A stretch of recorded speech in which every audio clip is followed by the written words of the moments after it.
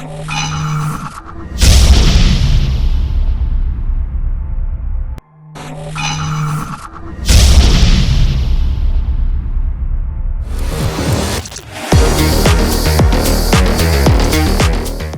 for the panel discussion 2, that is on the topic Beyond the CISO Role, Exploring Opportunities in Investment, Leadership and Advisory. For this, I would like to request Mr. Deval Mazumdar, Cybersecurity Advisor, TJSB Bank, to please come on stage.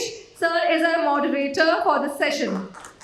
I would like to take this opportunity and invite the panelists on stage, starting with Mr. Makesh Chandra Mohan, CISO Aditya Birla Capital, to kindly come on stage. Requesting Mr. Amit Joshi, CISO Adani Cement, Cybersecurity Adani Enterprises Limited, to kindly come on stage.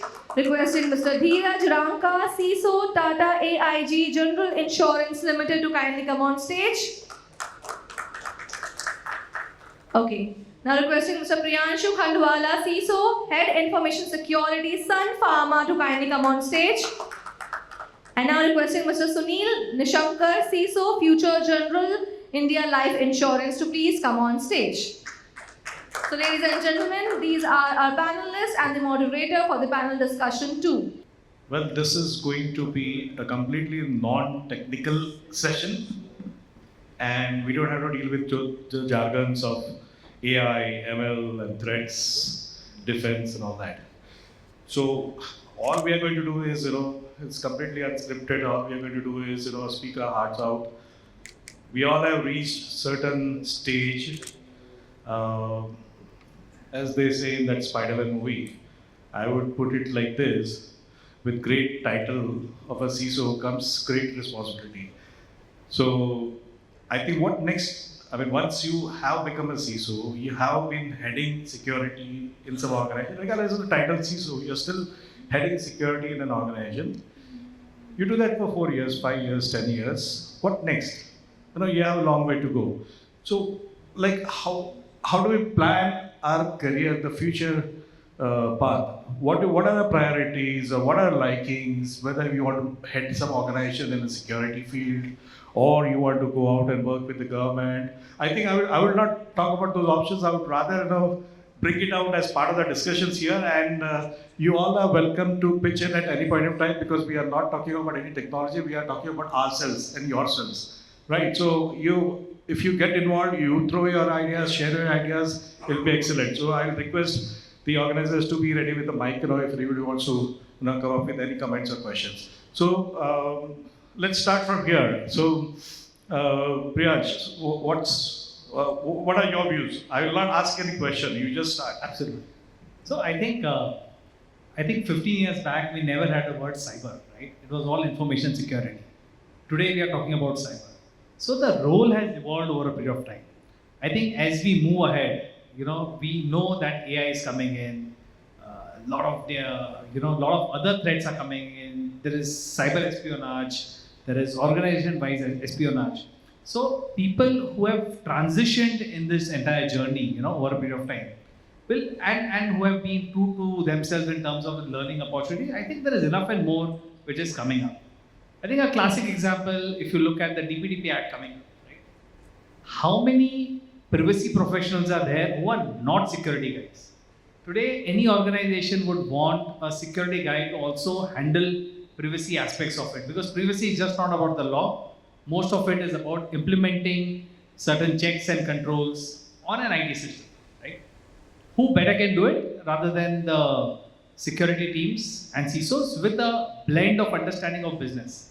I think as CISOs, as we grow, the better we understand the business, there'll be enough and more. I mean, there is a requirement in the board of members, right, where they want people to ask questions about the cyber posture. Today we know when Modi ji comes on the stage and talks about the fintech, and he wants an integration with the Aadhaar to be happening on the fly, right? Which means there is more and more of integration and automation and digitization which is coming up.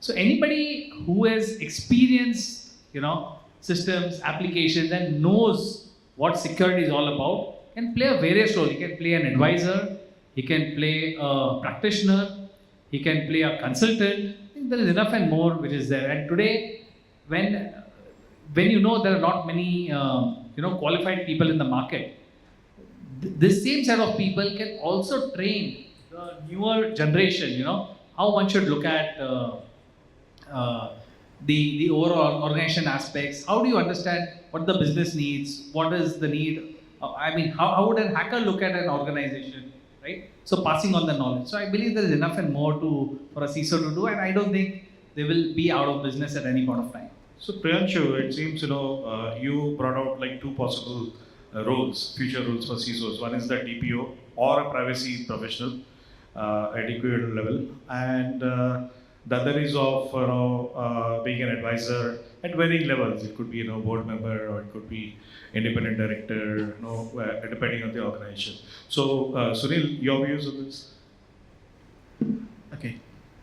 So these discussions normally used to happen in a closed group. So maybe After drinks. over the drinks, yeah. But thanks the forum Cyber Express to bring this on a larger stage. And now I think I have some good colleagues and friends of mine to contribute to this thought. So as I said, like when cybersecurity started, we all know the journey. It was not easy to go into cybersecurity. It was a lateral entry, but somehow we entered, maybe accidentally or non-accidentally, whatever you want to call it. But we entered into that, and now the dream was to become a CISO, because that was the highest position we used to see in cybersecurity. Now that the day I became a CISO, then I thought, what next? What to conquer? And then I realized, okay, CISO is reporting to CRO as per regulations. Now, if I want to be a CRO, what I need to do? Then I had discussions with my boss, and then he said, like, okay, you can be a CRO, it's not that great, but you need to understand the figures. I don't know what I understood from him, but I got a first opportunity to attend my board meeting. Yeah, I am from insurance company, and then I attended pre-board meetings and board meetings into that. So those sessions of 7-6 meetings literally pissed me off, saying that, okay, there are many ratios, there are many things, there are many figures you need to worry about as a CRO, because your responsibility is right from attrition to someone not doing a business. It's a great skill. Plus, if you go to different industry, CRO requirement might be a different one. So one who is having background in economics can survive, but for other, it is a bit difficult to scale, and of course, not that your experience is matching to the requirement, you will be least preferred into that domain. That's one part. Now, you say like CTO, CIO. So these are same CXO sites, but I don't think that any security professional who is enjoying his work will be happy to go into IT, because somehow they left IT behind and then now we're into security. So that backward journey, I don't think that anyone want to do. Third part is like CTO could be demanding planning for some applications, digital revamping your digital infrastructure. That could be the good one. But again, it's upon your perspective that what you want to be and what you want to aspire.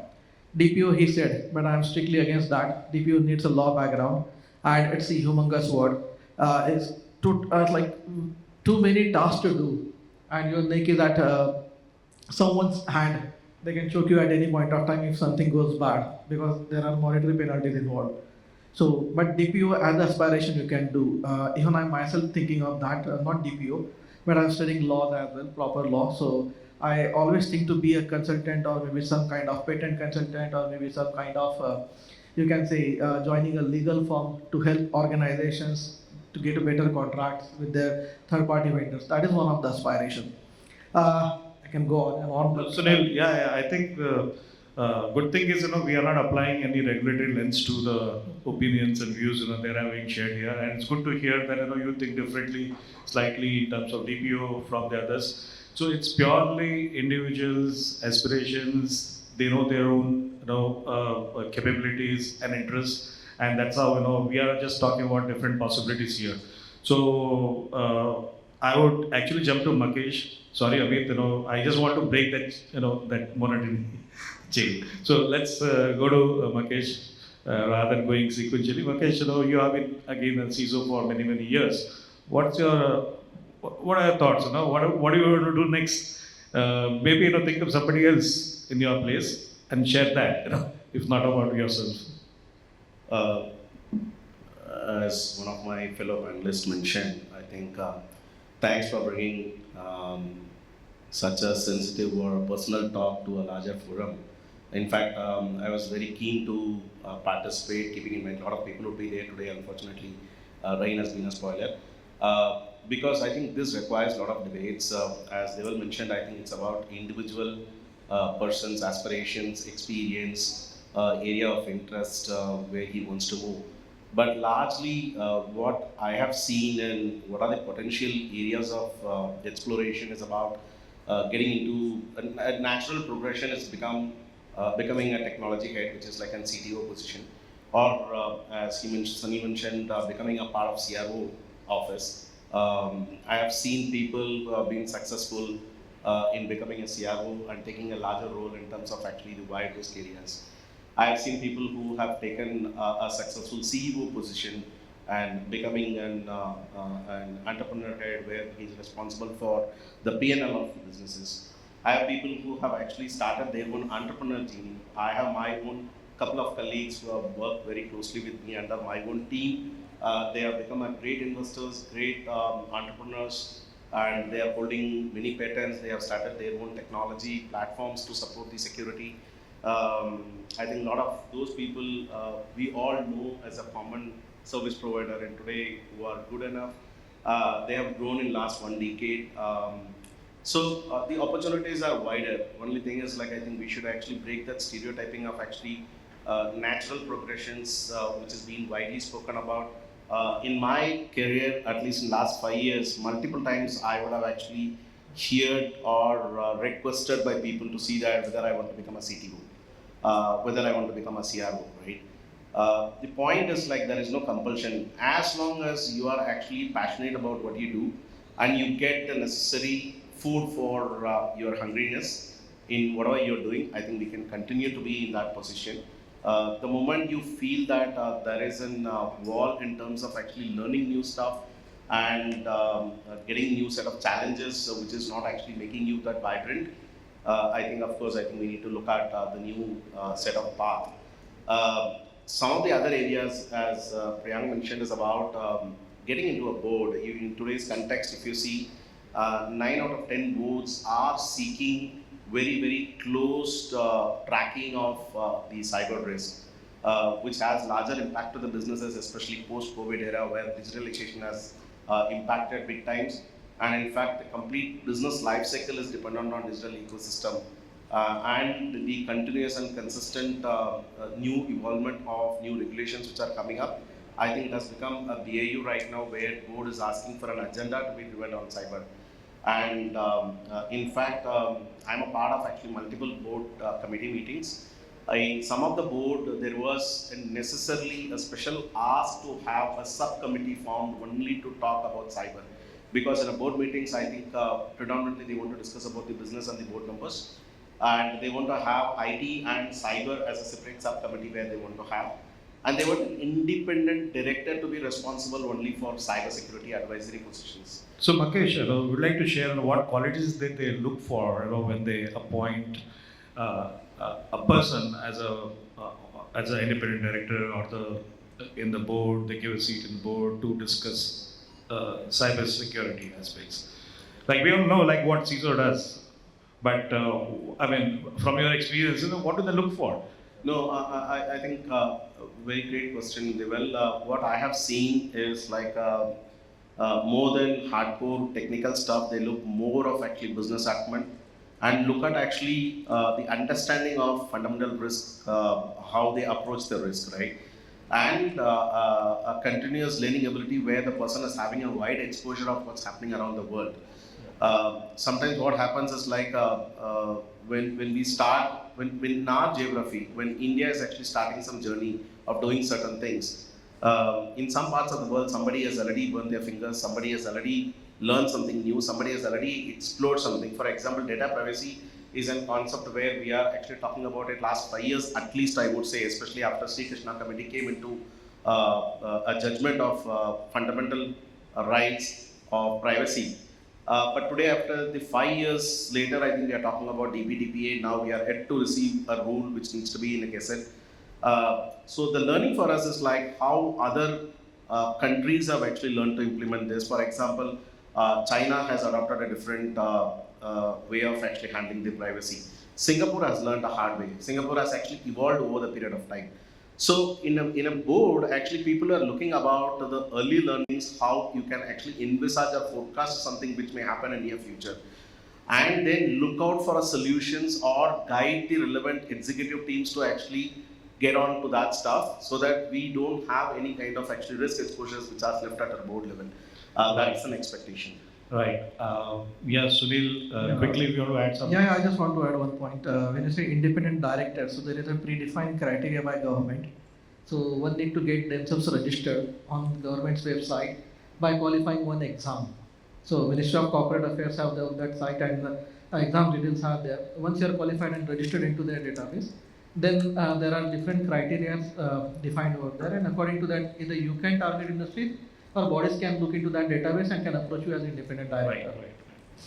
I mean, something that has not been said so far, making your job a little bit difficult. Yes, there is a lot. And that's where, we always talk about there is always a scope for improvement, right? And I think today's topic is also talking about the same thing that, what is that we can improve ourselves, or where do we see ourselves in next 5 years or 10 years or, whatever the time period we are working. So, DPO and CIO, CTO, those roles have already been discussed. But I think it is something which we need to ask for ourselves is, and this is something which I asked myself, almost I think 4 months back when in around April or so. Now I have been a CISO. What should I do next, right? Probably I should look for myself to grow in similar, security stream itself. Because when we talk about CISO, right, it has to look at multiple things, not just on cyber side, but then financial, budgeting, resourcing, so it becomes an whole overall skill development of yourself, right? And that is where you look into multiple dimensions. Probably you said, right, someone can be, the entrepreneur as well. But then really, what are those your skills? Are you very good into, probably financing or in data privacy or, managing people as well? Or in delivering the projects as well, correct? So I think you need to look at what are your best part or best skills as well. I myself, I might be good in security, but I'm very good in teaching as well, right? So I do a lot of, teaching on social media or on the platforms as well. And I give those kind of my experience, sharing those experience with the newcomers as well. So I think that's where, it really helps on looking at where do you want to move ahead. Yeah. Sunil, if you want to add Yeah, something. so now he that mentioned about teaching something. So last time I was interacting with someone, I'm actually pursuing my research. So, so I get a lot of professors as my fellow researcher, and then I was discussing, they asked me the question, you are settled into job, why are into again researching, taking the pain of learning and all that. So I said okay, that is my backup career. And they said okay, sometimes our management also looks after someone who is well versed in industry and they can run our career guidance program so that they can, that person can help our students to get ready for the market. So that could be one of the great job. And second part of that job is a few days back I was talking to some forum and then someone approached me. That guy was from Angel Investment. And he said we need consultants like you so that we can evaluate the projects coming to us for funding. We need to know the prospect, we need to know the reality about it, feasibility of it. And suppose if you want to fund that project, we need someone to run that project on our behalf as an advisory or as a supervisor from our side. Right. Sorry. While I was there and ma'am, when, she was presenting the slides as well, I was sitting and I was thinking, definitely I think there has to be, when we come from the industry and when we see that, there is a challenge when on our departments as well. I think somewhere we should be, extending our help or support, and probably we can, collaborate together and bring up something which definitely will help our nation to build on the cyber side as well. Yeah, true. Actually, Devan, we all spoke about ourselves. Why don't you throw some light on your journey, right? I think it's been an interesting journey. You've been a CISO all throughout your life. You've looked at many banks. Well, yeah. I mean, not really all part of my life. Maybe last about 12 years, and so I've been basically an IT professional since '84. Okay, a hardcore IT working on the PCBs and oscilloscopes and troubleshooting and repairing and all that, and then slowly, I picked up as the opportunities came my way. Okay, I studied Cisco certifications and MCSE certifications in local train at 10 o'clock in the night while coming back from Opera House. Right. So the point I'm trying to drive is, if you want to get into some direction, then you need to pursue with a lot of dedication. But even today, among the CISO community, a lot of people are pursuing that doctorate and the PhD. They are doing that. They're devoting that extra time. The companies, their organizations will not give them that extra time. That they will have to find some time. So I think again, what I'm trying to say is, once you decided that okay, I want to. Today I'm CISO. Okay, now I've reached some kind of stagnation, or I may be like saturated, doing the same thing, same thing again and again. What is next is something that if you decide now, 4 years down the line, I know I might want to become like this. Pursue this path. I mean, what is required? Like independent director, right? You need to get enrolled in that IDDB. Okay, then you give that test and all that, get a certificate number. Then you are on the list of qualified independent directors. So it doesn't. For some it comes because of knowledge and context, but not for everyone. So I think, but it still makes sense in pursuing that formal path to achieve what position or what role that you want to do. When we talk about CISO role, it's just a role. I mean, it's just a title. So I'll give another example. Sorry, I'll continue with what I did. When I decided to quit my full-time CISO role 3 years ago, I initially thought of doing nothing because that was just the COVID was just ending, and I said, okay, I was locked enough in last 2 years during the COVID time, and I just don't want to do anything.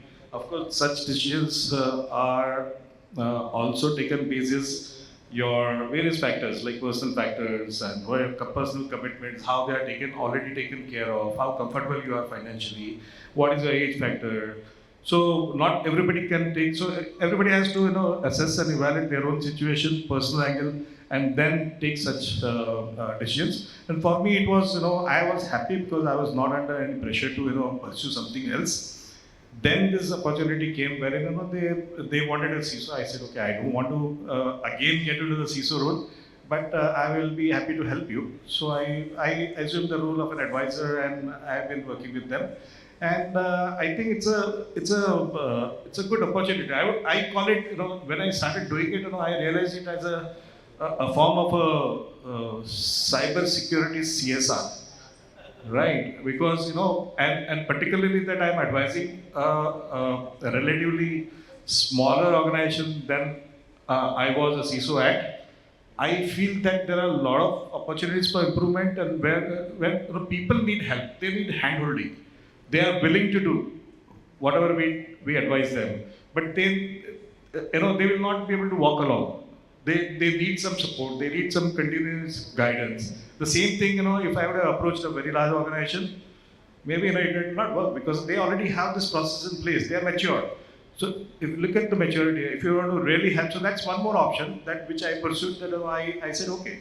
I mean, I decided to do nothing after I quit my job, but then I'm working with an organization to bring up their strengthen their posture and whichever way I can.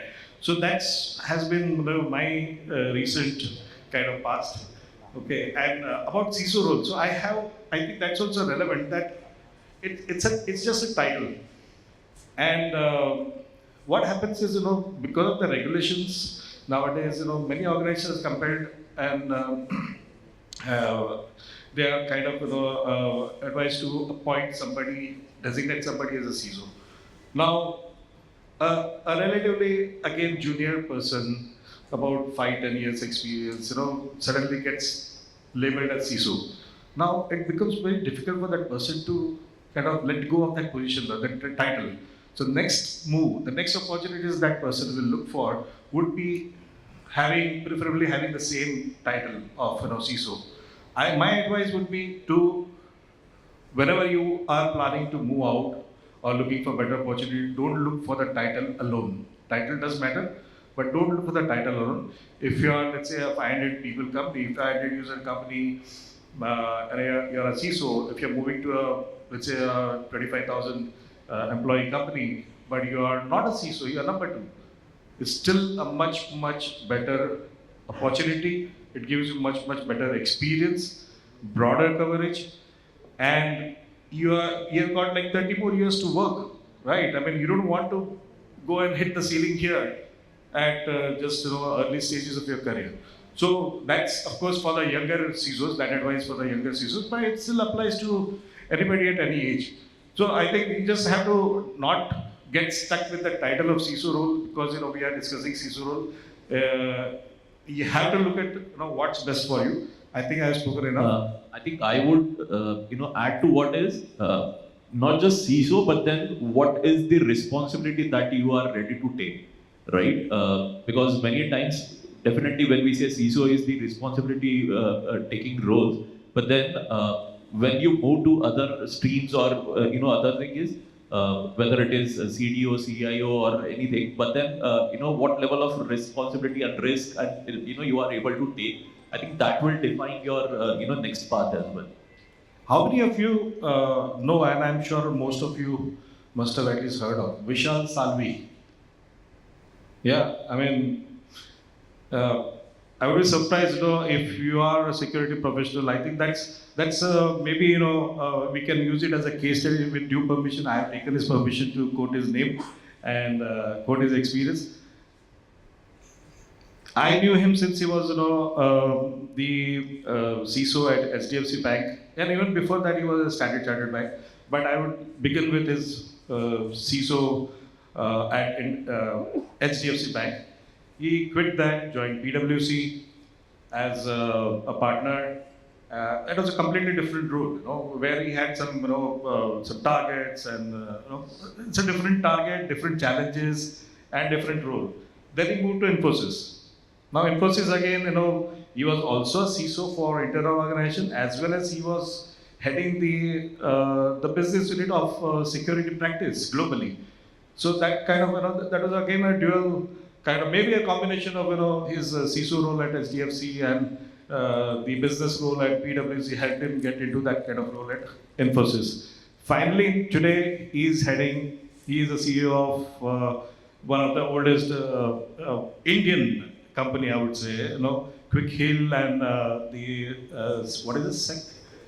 Securite for the enterprises and Quick Hill for the retail, whichever way you put it. But that's a very proud thing. I was talking to him this morning and he said, that the good thing that has happened, and it's very, very important. The good thing is, whenever you're making a switch, you try to make that switch, just like, we do that javelin throw or a discus throw. Try to exit when you're at the peak. Then you'll be able to actually, cover the most distance, right? So there's some element of science also into that.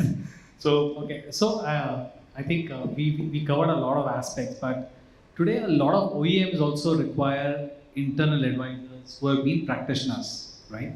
So there are positions like field CISOs coming up, right? Let's say because they really want to cut the curve, whatever learning curve that as practitioners we have gone through, and sometimes some of these learnings are as simple as that. Can I have a report which can reconcile A and B thing, which becomes an extremely important feature for a particular solution. So field CISO is one aspect that a lot of professionals can consider, and a lot of large OEMs are coming out with such an option these days. Right. Thanks, Pejo. Just one second. Let's hear from audience if anybody wants to share your views on this. It's an open forum. There's nothing right or wrong. But you want to add some thoughts to this, whatever we have been discussing.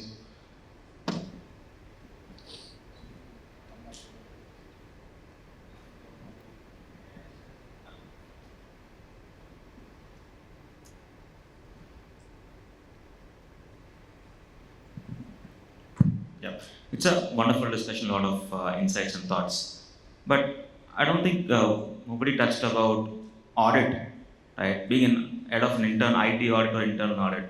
Was that not lingering in any of your minds? Or is that a role which you don't want to take, being a police and also a thief, right? It's that kind of a model being an auditor. Yeah. No, And certainly. another point, second thing too is that being a part as an independent director or being a part of a board, people suggest that you should have accounting knowledge because you need to put that IT risk into a business risk so the promoters or the CEOs or directors of the company can understand that risk and accept your proposal and put it into practice. Right? That acceptance is also required. So, do you think a CISO or a CTO should have accounting knowledge? And can a CISO be also looking at a role of an IT auditor or head of internal audit in the long run? Okay, I'll take this question. When I said the CISO, when we look at the CISO role as well, right, it is not just technical, right? You have to work with the budgeting, financing, you have to work with the HR, people management. There is a lot of aspects that a CISO, nowadays has to really look at, right? And that is where it enhances your skills, right? And what you said is, yes, you should have that knowledge, but it is not a compulsion. But yes, day in, day out, you will see those CISOs working, with the finance and with the numbers and accounting and everything, right? Because they have a limited budget, and in that budget itself, they have to, maintain the entire year or their projects as well. So yes, that skill comes as an inheritant in the CISOs or any role that you look at. Correct. And let me add to what Amit said. See, when you are on the board as an independent director, you come for a specialized skill, correct? Now, when you pass that exam, now that is there by the government, you are trained on those aspects of basic accounting and all of it, on how to read a balance sheet or a trial balance or whatever it is, correct? Or a profit and loss statement.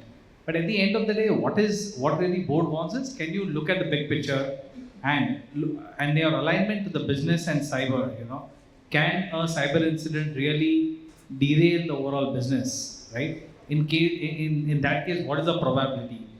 Is the organization going in the right direction, in terms of the investments in cyber, in terms of processes, in terms of all of it? Now, when you talk about audit, correct? A lot of CISOs have also grown from an audit background, correct? But audit is a point-in-time assurance, right? Today, when you look at cyber is a continuous defense mechanism that you have in place, right?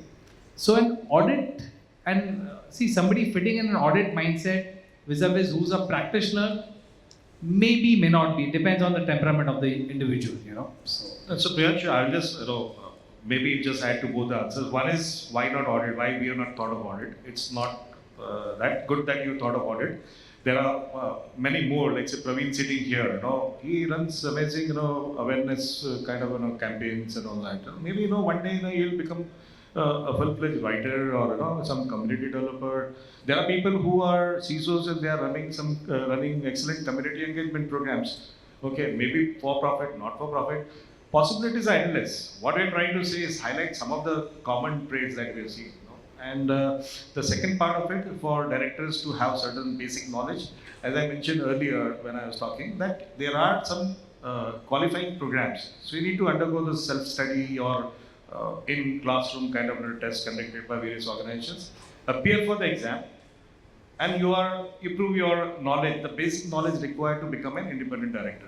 So there are qualifications for those kind of positions. So good question. I mean, there's nothing wrong in it. Good that it came Usually I hear from some CISOs saying that I'm not able to convince my CFO or my directors for this proposal. So that was my thought process which came to my mind. Right. So I think we have like 10 minutes overshot, but that's okay. Time well invested, right? So that's it. I think no more questions, so we will end. Thank you, panelists. And